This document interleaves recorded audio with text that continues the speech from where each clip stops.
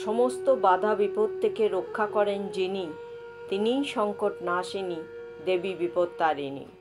দেবী বিপত্তারিণী দেবী দুর্গারই এক রূপ। দেবী কখনো দশভুজা, কখনো চতুর্ভুজা। দেবী বিপত্তারিণীর উপাসনা আসলে মা দুর্গারই উপাসনা। নমস্কার বন্ধুরা, ইউটিউব চ্যানেল উমার সংসারের আরও একটি নতুন পর্বে আপনাদের স্বাগত জানিয়ে শুরু করছি আজকের পর্ব। আজকের পর্বের আলোচ্য বিষয় 2024 সালে 1431 বঙ্গাব্দে বিপত্তারিণী পুজো কোন কোন দিন পালিত হবে। বিপত্তারিণী পূজার 13 বিধি নিয়ম। বিপত্তারিণী পুজোর দিন কি কি কাজ করবেন এবং কি কি কাজ করবেন না। উপবাস করলে কি কি খাবেন এবং কি খাবেন না, চলুন জেনে নিই আজকের পর্ব থেকে। আষাঢ় মাসের শুক্লপক্ষের দ্বিতীয়া তিথিতে জগন্নাথদেব রথযাত্রা করেন। এই সময় চলে গুপ্ত নবরাত্রি। রথযাত্রা থেকে উল্টো রথ পর্যন্ত দশমী তিথির মধ্যে যে শনি ও মঙ্গলবার পড়ে সেই দিনেই বিপত্তারিণী পুজো করা হয়। 2024 সালের 1431 বঙ্গাব্দের বিপত্তারিণী পুজোর প্রথম তারিখ ও দিন হবে 9 জুলাই 2024, বাংলার 24শে আষাঢ় 1431 মঙ্গলবার, এবং দ্বিতীয় তারিখ ও দিনটি হবে 13 জুলাই 2024, বাংলার 28শে আষাঢ় 1431 শনিবার। বিপত্তারিণী ব্রত পালন করতে লাগে 13 রকম নৈবেদ্য, 13টি সুপারি, কয়েকটি কুচো নৈবেদ্য, 13 রকম ফুল, 13 রকম ফল, একটা চুপড়িতে 13 গাছা লাল সুতো, পান, দূর্বা, ঘট, আমের পল্লব, শীষ সমেত ডাব ইত্যাদি। বিপত্তারিণী পুজোয় 13 সংখ্যাটি অত্যন্ত গুরুত্বপূর্ণ। বিপত্তারিণী ব্রত পালন করার আগের দিন নিরামিষ আহার গ্রহণ করতে হয়। মহিলা পুরুষ যে কেউ এই ব্রত পালন করতে পারে, তবে একবার এই ব্রত পালন করলে কমপক্ষে 3 বছর পর পর উপবাস থেকে এই ব্রত পালন করতে হয়। এই ব্রত পালনে মহিলাদের অবশ্যই আলতা সিঁদুর পরা বাঞ্ছনীয়। পুজোর দিন সকালে ঘুম থেকে উঠে আপনার প্রতিদিনের কাজকর্ম সেরে স্নান করে পরিষ্কার কাপড় পরুন। পুরো ঘরবাড়ি ধুয়ে মুছে ঘরের সব কোণায় গঙ্গা জল ছিটিয়ে শুদ্ধ করুন। এরপর বিপত্তারিণী ব্রতের সংকল্প নিন। এই ব্রতে লাল সুতোয় 13টি গিঁট বেঁধে 13টি দূর্বা বাঁধতে হয়।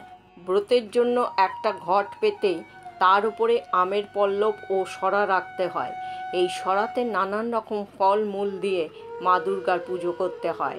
যে ব্রত করে তার জন্য 13টি ফল দুভাগ করে দিতে হয় এবং এর সঙ্গে রাখতে হয় পান, সুপারি ও নারকেল। এই জিনিসগুলির একটা ভাগ ব্রাহ্মণকে দিতে হয় আর অন্য একটা ভাগ থাকবে ব্রতের জন্য। একটা পৈতে আর ভোজ্য ব্রাহ্মণকে দান করার নিয়ম। পুজোর শেষে ব্রাহ্মণকে দক্ষিণা দিয়ে 13টি গাঁট দেওয়া লাল সুতা স্ত্রীলোকের বাঁ হাতে এবং পুরুষের ডান হাতে বেঁধে দিতে হয়।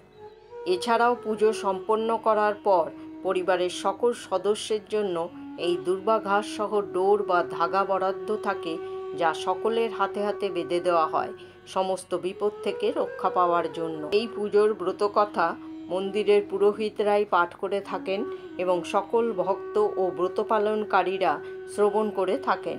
মনে রাখবেন, বিপত্তারিণী পুজোয় কিছু ভুল হলে সংসারে আর্থিক সমস্যা দেখা দিতে পারে, পাশাপাশি চাকরি বা ব্যবসাতে লোকসানের মুখে পড়তে হয়।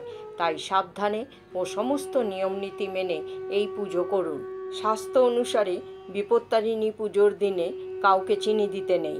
জ্যোতিষ মতে চিনি হলো শুক্র ও চন্দ্রের সঙ্গে সম্পর্কযুক্ত।